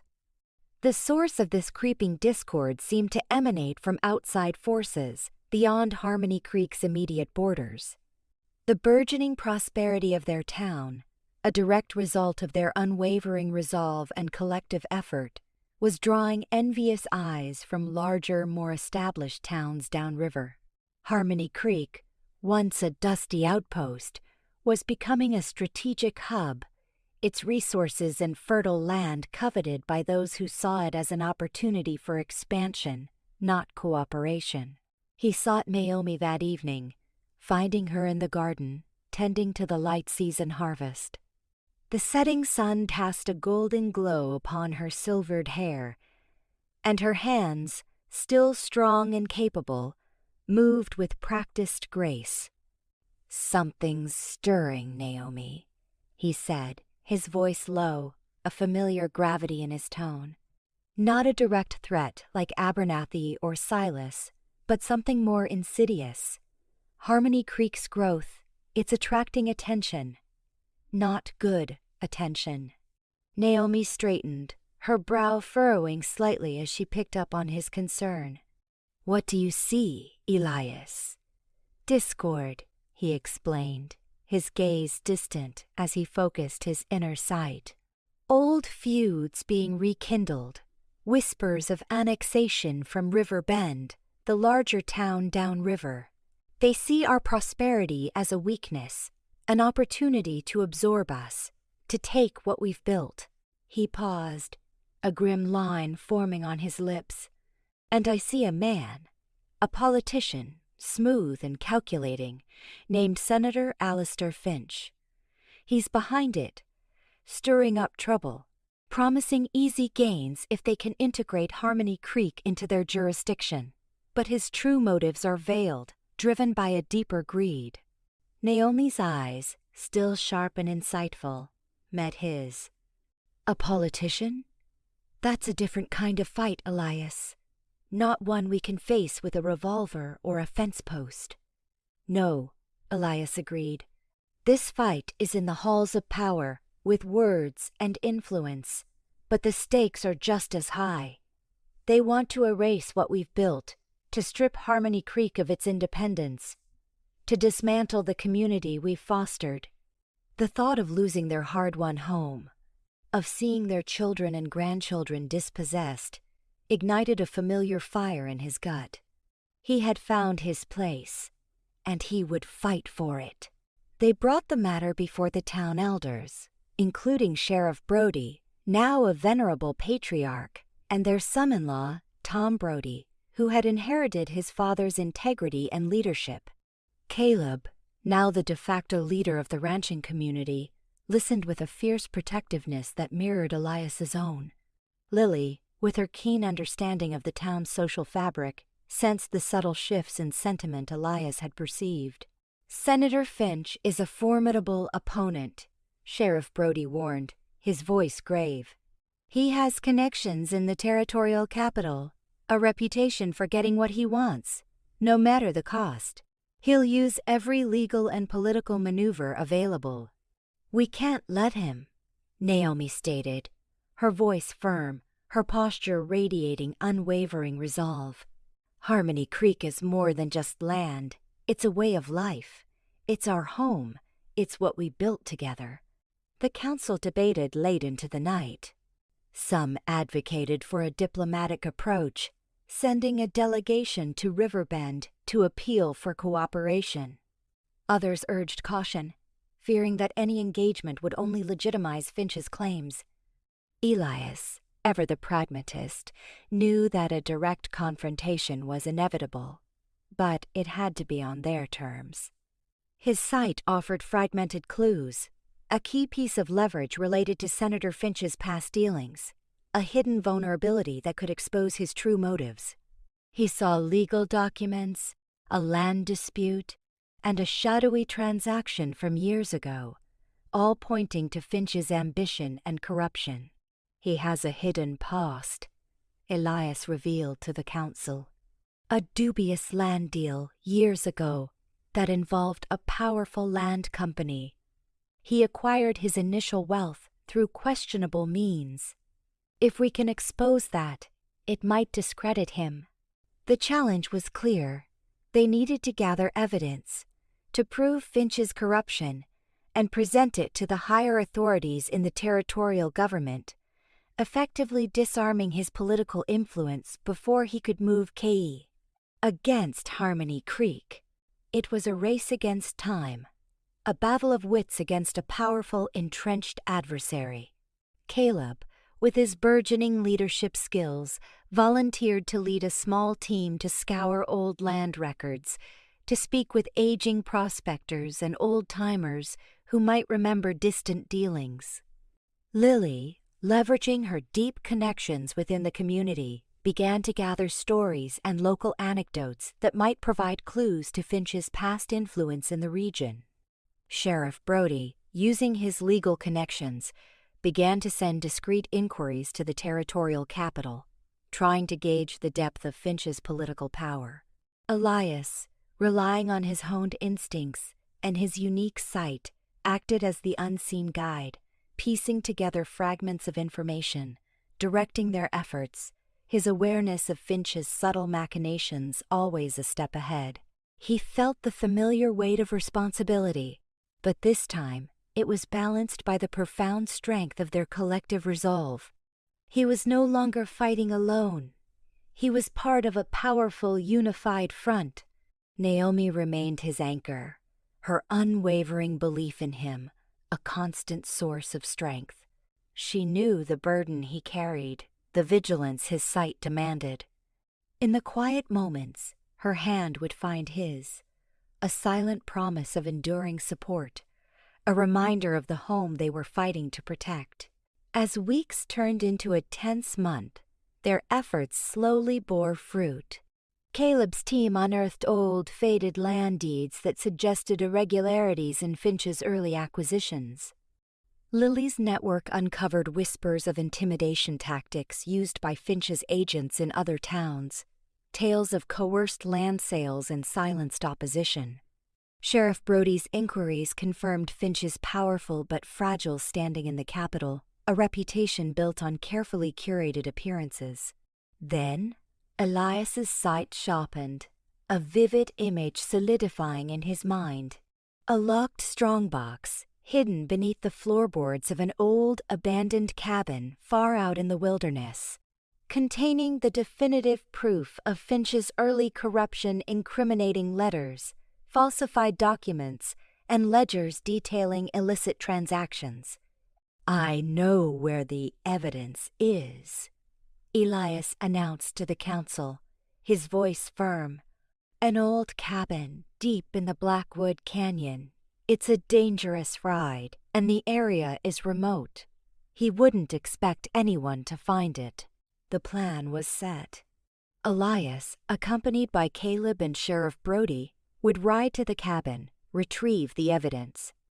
Naomi and Lily would remain in Harmony Creek, leading the vigil, prepared to rally the town if Finch made a preemptive move.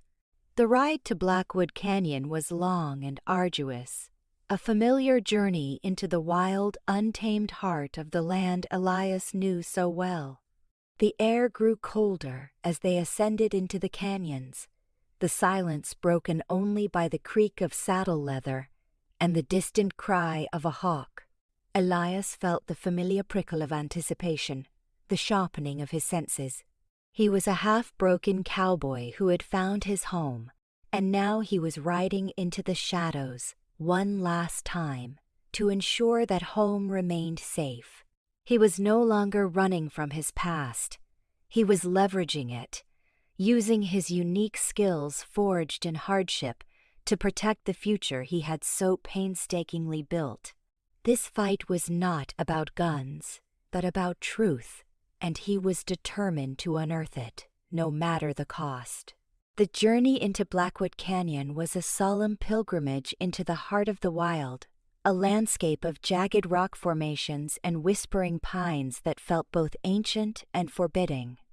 Elias rode at the front, his senses acutely attuned to the subtle shifts in the wind, the faint echoes in the desolate terrain.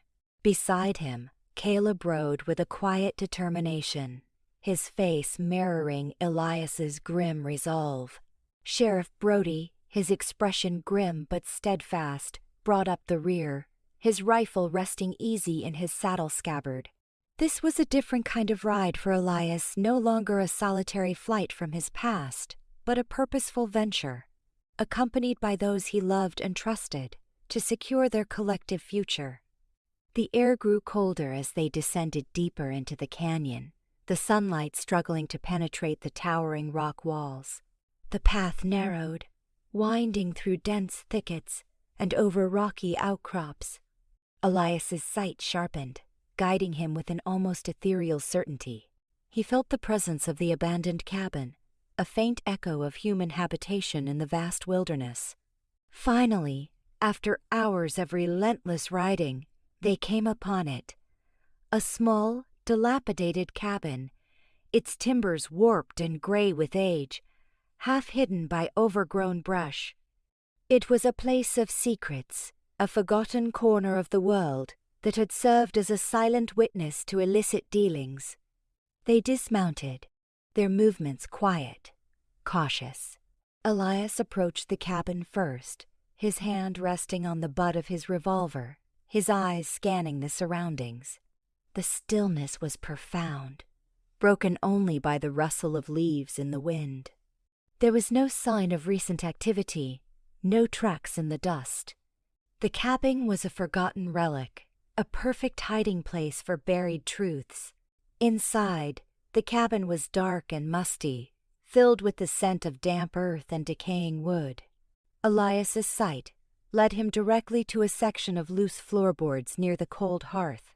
He knelt, his fingers expertly prying up the planks, revealing a small, concealed cavity. Within it, nestled amongst dust and cobwebs, was a heavy, leather-bound strongbox. Caleb and Sheriff Brody gathered around, their breaths held. Elias carefully lifted the strongbox, its weight substantial in his hands. He worked the rusty clasp, and with a soft click, it opened, revealing a trove of old documents. Brittle letters, faded ledgers, and official-looking papers, all bearing the damning signature of Alistair Finch and detailing illicit land acquisitions, fraudulent transactions, and the quiet coercion of desperate settlers. It was irrefutable proof of his decades-long pattern of corruption, a trail of avarice that stretched far beyond Harmony Creek. "This is it," Elias said, his voice low, a grim satisfaction in his tone. The truth. As they gathered the documents, carefully tucking them into a protective satchel, a sudden, chilling crack echoed from the canyon rim above them. A rifle shot, sharp and clear. "Down!" Sheriff Brody roared, pushing Caleb to the ground. Elias reacted instantly, pulling his own revolver, his eyes scanning the rock face above. A glint of sunlight on metal, then another shot, chipping rock near his head. "They followed us!" Caleb yelled, drawing his own pistol. "They've been watching," Elias realized, the cold calculation in his mind kicking into gear.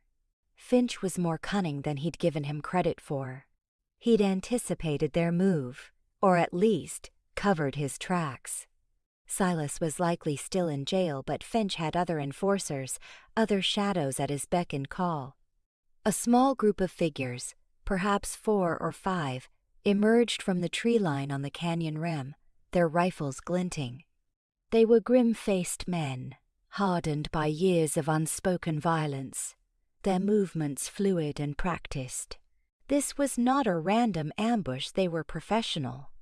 "They're trying to take the evidence," Elias stated, his voice calm amidst the sudden chaos. "And silence us. We'll hold them off," Sheriff Brody declared, positioning himself behind a thick boulder, his rifle aimed. "Caleb, get to the horses. Get the satchel to safety." "No," Caleb protested, his jaw set.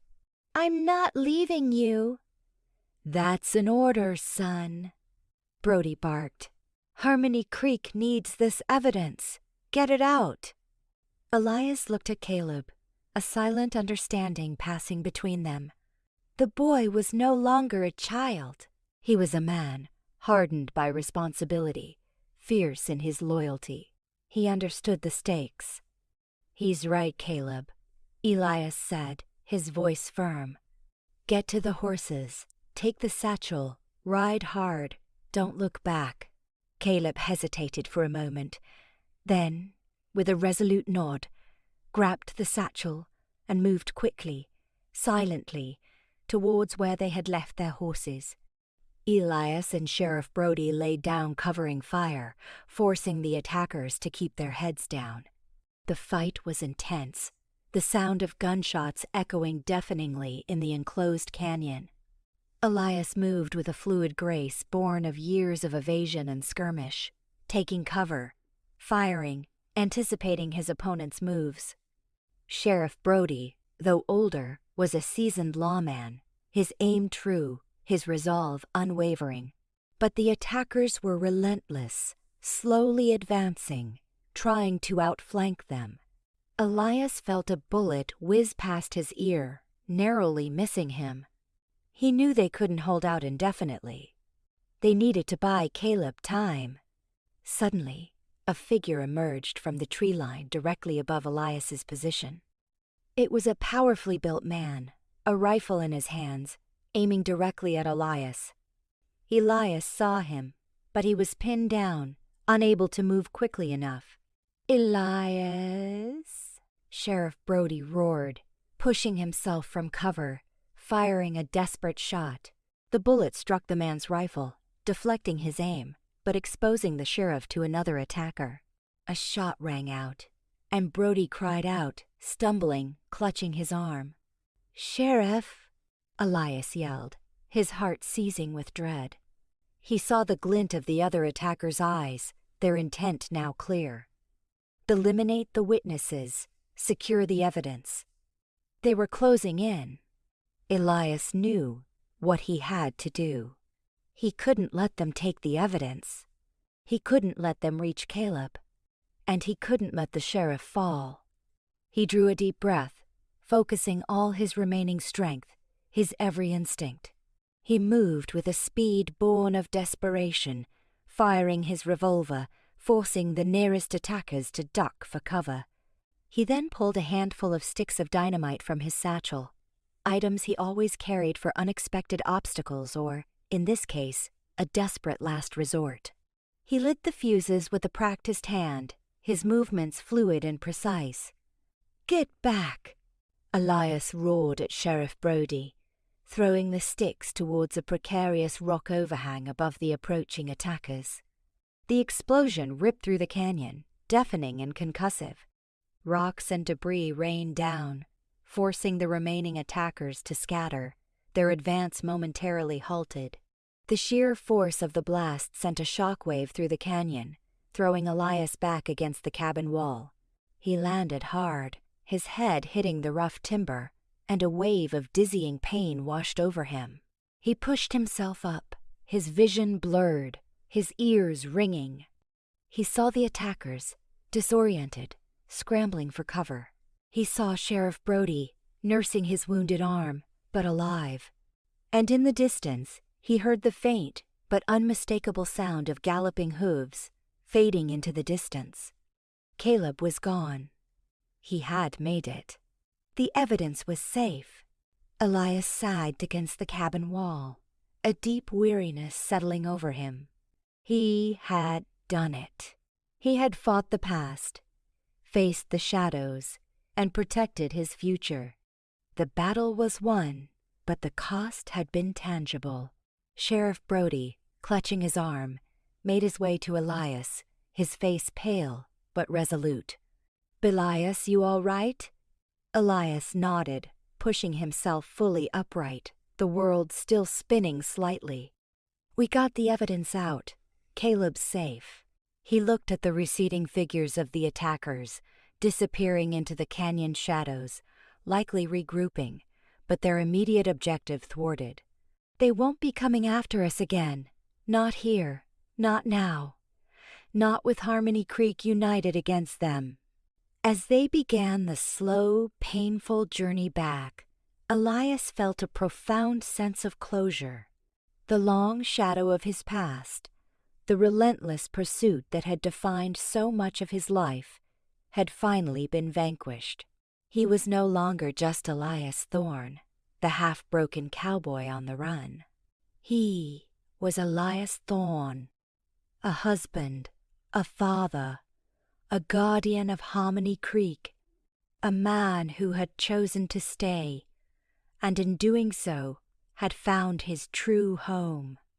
The path ahead was clear, free from the ghosts of his past, filled only with the promise of a future woven into the very fabric of the land and the love he had found.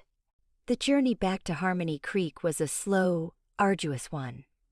Sheriff Brody, despite his injured arm, maintained a stoic demeanor, but the pain was evident in the lines etched around his eyes. Elias, still reeling from the concussive blast and the jarring impact against the cabin wall, pushed through his own aches, his mind focused on getting the sheriff back safely and ensuring Caleb and the precious evidence had made it to town.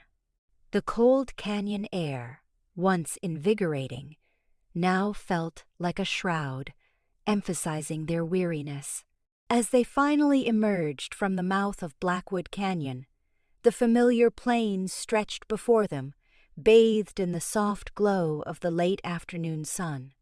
In the distance, the first glimpse of Harmony Creek, a cluster of buildings shimmering in the heat haze, brought a wave of profound relief. It was a sight that resonated deep within Elias's soul, a stark contrast to the desolate landscapes he had once traversed alone. This wasn't just a town, it was his sanctuary, his home. They arrived back at the James Ranch as dusk began to settle, painting the sky in fiery hues. The sight of Naomi, standing on the porch, her hands clasped tightly, her face etched with worry, sent a jolt of warmth through Elias. Her honey-colored eyes immediately fixed on them, relief washing over her features as she saw them, albeit weary and wounded. "Elias! Sheriff!" she cried, rushing down the steps, followed by Lily, her face pale with concern. Caleb emerged from the barn, his face grim but relieved. "They're safe, Ma. The evidence is safe. I hid it with Sheriff Brody's files." Elias dismounted, his legs stiff, and pulled Naomi into a tight embrace. He felt her trembling, the immense relief and unspoken fear that had weighed on her shoulders. "It's over, Naomi," he whispered, his voice rough with emotion. "We have the proof. Finch can't touch us now." Lily, ever practical, immediately tended to Sheriff Brody's arm, her gentle hands applying a clean bandage. Caleb helped Elias stable the horses, their movements efficient, a quiet testament to their bond. That evening, gathered in the warm glow of the farmhouse kitchen, Elias, Naomi, Caleb, Lily, and Sheriff Brody discussed the next steps. The evidence they possessed was irrefutable. It laid bare Senator Alistair Finch's decades of corruption, his ruthless manipulation of land and people. "This is enough to ruin him," Sheriff Brody stated, his voice grim but resolute. "More than enough to stop his attempts to annex Harmony Creek. We'll send it directly to the territorial governor's office. With my official endorsement, it will be undeniable." The decision was made to dispatch Caleb the very next morning, riding hard to the territorial capital with the incriminating evidence, ensuring its safe delivery to the highest authority. It was a dangerous journey, but Caleb was strong, responsible, and utterly committed to protecting their home. The next few days were a tense waiting game. Elias, though weary, remained vigilant, his senses still on high alert. He walked the perimeter of the ranch, his eyes scanning the horizon, his hand never far from his revolver. He knew Finch wouldn't give up easily, but now the power dynamic had shifted.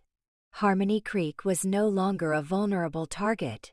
It was a united front, ready to defend itself.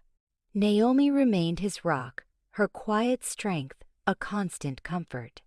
They spent hours talking, reflecting on their journey, on the unlikely path that had brought them together and forged them into an unbreakable unit. Elias shared the lingering physical aches, the exhaustion, but also the profound sense of peace and fulfillment that came with knowing he had faced his past, not as a fugitive, but as a protector. He had found his purpose, his home, and his enduring love in the most unexpected of places.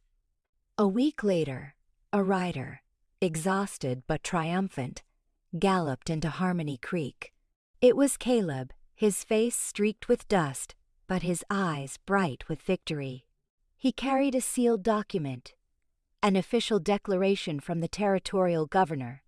"It's done," Caleb announced, his voice ringing with triumph. "Senator Finch has been stripped of his office. An investigation has been launched into his land dealings, and the governor's office has issued a decree protecting Harmony Creek's independence. Our future is secure." A collective cheer erupted from the townspeople who had gathered, their faces alight with relief and joy.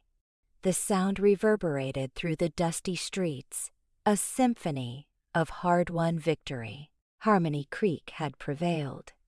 They had fought a battle of wills and influence, and they had emerged victorious, their unity unshaken.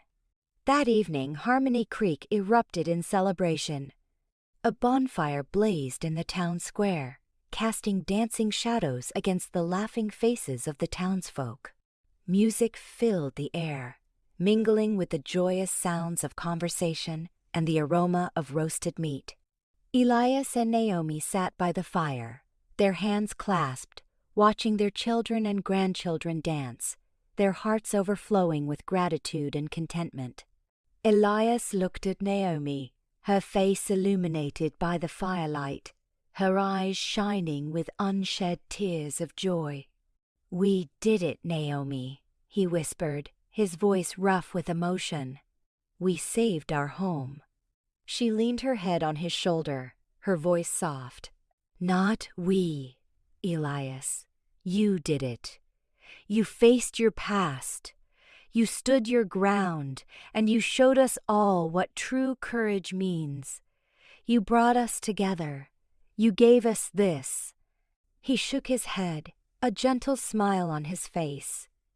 "It was all of us. You, Caleb, Lily, Sheriff Brody, the whole town.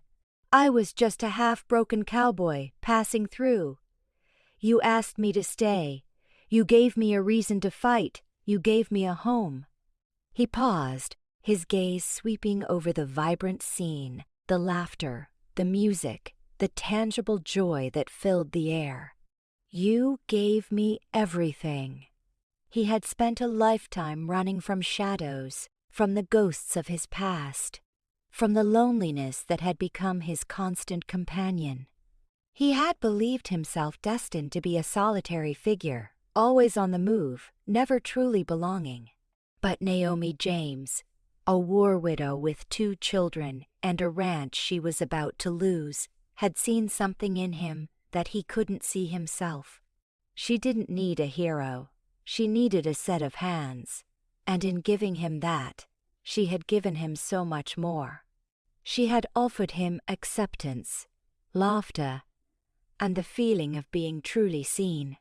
She had shown him that even a half-broken cowboy could find wholeness, that a life without roots could finally flourish, deeply entwined with love and belonging.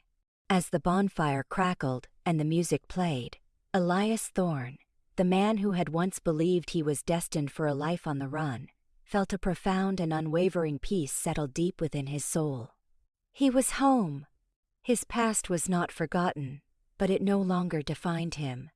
It was simply the journey that had led him to this moment, to this woman, to this family, to this vibrant, thriving community. His quiet bond with Naomi, a love that needed no grand gestures, only an abiding presence, was the most powerful fence he had ever built, a testament to the enduring strength of a love that had defied all odds and rooted a prate. Wandering spirit forever. The road no longer called to him. His destiny was here, in Harmony Creek, bathed in the warmth of a love that had finally made him whole.